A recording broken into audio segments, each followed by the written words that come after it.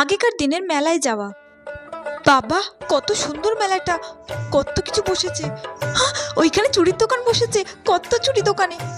যাই, গিয়ে কটা চুড়ি কিনে নিয়ে আসি। কাকু কাকু, ওই চুড়িগুলো আমায় একটু দেখাও না। দেখাচ্ছি মামনি। ওয়াও, কি সুন্দর চুড়িগুলো। কাকু, এই চুড়িগুলোর দাম কত? 10 টাকা মামনি। 10 টাকা? কিন্তু আমার কাছে তো অত টাকা নেই। কাকু, তুমি আমায় চুড়িগুলো 5 টাকায় দেবে? না মামনি, হবে না।